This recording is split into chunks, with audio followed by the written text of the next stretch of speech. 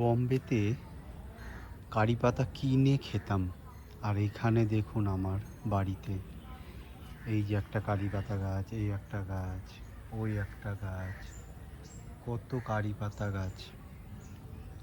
Pappu and Prabhas ওরা কারি পাতা কিনে নিয়ে আসতো 20 টাকার মশালা, সেইখান থেকে খেতাম। তো এখন আমি এইখান থেকে কয়েকটা কারি পাতা ছিঁড়ে নেব কচি কচি দেখে, তারপরে ধুয়ে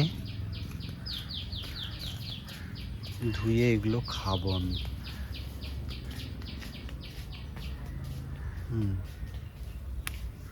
এই একটা, আর এই এই একটা, আর একটা ছিঁড়ি কচি দেখে, এই একটা কচি কচি দেখে, এই যে কটা ছিঁড়লাম, এগুলো ধুয়ে এখন খাবো আমি।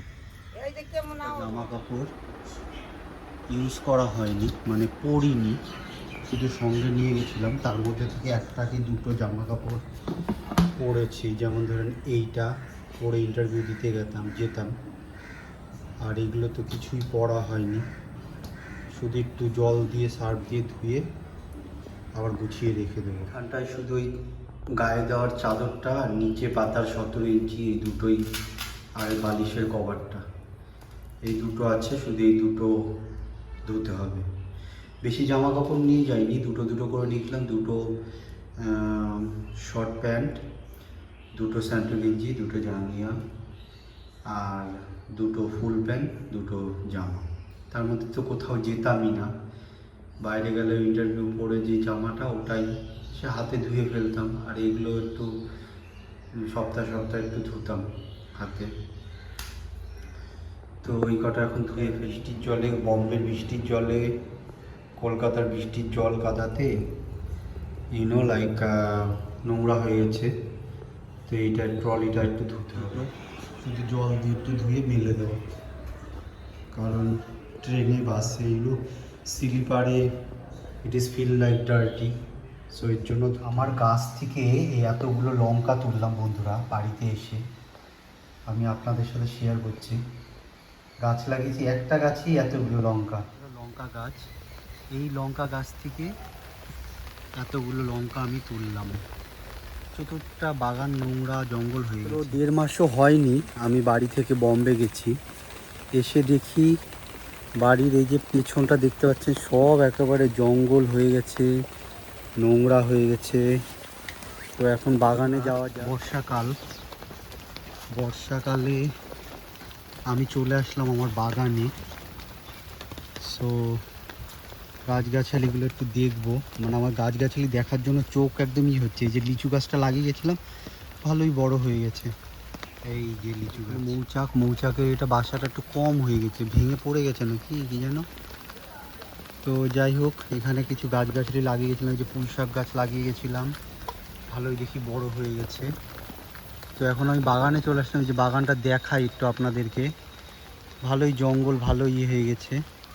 তো কিছু মোচা কাটবো আমি এখন বাগানে। আমার এই যে এইখানে মোচা একদম হয়ে ঝরে গেছে, কিন্তু এই যে আরেকটা লিচু গাছ লাগিয়েছিলাম, এটাও ভালো হয়ে গেছে। কিন্তু এইখানে এখন বাড়িতে কেউ নেই, মোচা একদম ঝরে হয়ে যাচ্ছে। এই দেখেন কলার মোচাটা, এই মোচাটা কাটবো আমি এখন। এদিকে আরও রয়েছে, তো চলুন কাটা জায়গায়। যে লেবু গাছে দেখেন লেবু হয়ে রয়েছে, জঙ্গলে কেউ আসেও না, লেবু তোলেও না। তো আমি যখন বাড়িতে আসি, আমি লেবু খেতে ভালোবাসি, ডেলি একটা একটা করে লেবু নেবো আর খাবো। এই যে এই মোচাটা কাটলাম আমি এখন আমার গাছ থেকে, আরও মনে হয় আছে। এখন বাগানে যাব, যেহেতু বাড়িতে মা একা রয়েছে, মা তো যায় না বাগানে জঙ্গলে। তো বর্ষাকাল, পুরো জঙ্গল হয়ে গেছে, তো সেই কারণে আর কি পাড়া হয় না। তো এটাকে এখন নিলাম, খাবো, মা রান্না করবো। বাগানে চলে আসলাম, দেখুন বন্ধুরা, এই যে কদম গাছগুলো লাগিয়ে গেছিলাম, ভালোই বড় বড় হয়ে গেছে। হ্যাঁ, এখানে যে নিম গাছটা লাগিয়েছে, এটা ঢেলে গেছে, এটাকে সোজা করতে হবে। যাই হোক, এখন একটু বাগান ঘুরে নিই আমি আগে, বাগানটা ঘুরে দেখি কি কি গাছ কোথায়। এই যে পুঁই শাক গাছটা লাগিয়েছিলাম, এটাকে কেটে ফেলেছে আগাটা, কিন্তু আমি তুলে দিয়েছিলাম এর ওপরে, কেটে এটা ফেলে দিয়েছে। বুঝলেন, কে কেটে খেয়েছে ভগবান জানে, কিন্তু আমি দেখেছিলাম এই আমার এইটার ওপরে, তাহলে আর কি ভালো হবে, কিন্তু আগাটা কেটে খেয়েছে এই যে। আর এই যে এখানে কত গাছ, কত দেখি কলা হয়েছে কিনা।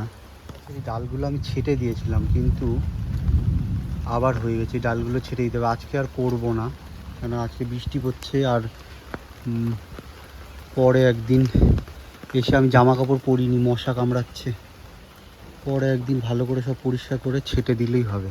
তো যাওয়া যাক অন্য দিকে। জামরুল গাছটা বেঁচে গেছে, ওই গাছটা বেঁচেছে কিনা কি জানো, ওখানে একটা জামরুল গাছটা মনে মরে গেছে নাকি।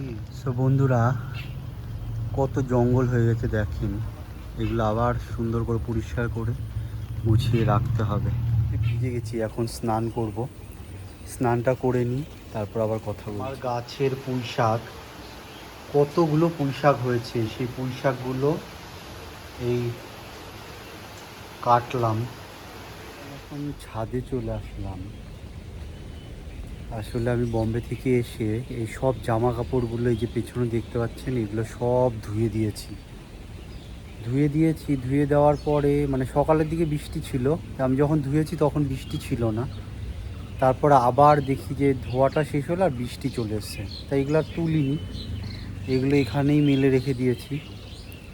তো এখনও গুড়ি গুড়ি বৃষ্টি পড়ছে, তা সন্ধে হয়ে আসছে, এগুলো আবার এখন ঘরে নিয়ে গিয়ে মেলতে হবে। কিন্তু ঘরে মেলবো, দড়ি নেই, সে দড়ির ব্যবস্থা করতে হবে। সব এইগুলো সব দুটো দুটো করে নিয়ে গেছিলাম, দুটো ফুল প্যান্ট, দুটো গেঞ্জি, দুটো জাঙ্গিয়া, একটা বিছানার চাদর, এই যে এগুলো ব্যাগ ট্যাগ, দুটো হাতা কাটা জামা, এই যে সবুজ একটা, আর এই যে এই একটা, সব দুটো দুটো করে নিয়ে গেছিলাম। আর ওই যে ইন্টারভিউয়ের জন্য ওই নীল জামাটা, আর ওই প্যান্ট একটা, আর এই সাদা প্যান্ট একটা, এই দুটো, আর এই ওগুলো তো পরিনি, আর এই যে কালো প্যান্ট, আর কোথায় জিন্সটা, আর ওই যে জিন্সটা, এই দুটো, সেগুলো সব দুটো দুটো করে নিয়ে গেছিলাম। এগুলো সব ধুয়ে দিয়েছি এখন। তো এগুলো এখন নিয়ে গিয়ে আবার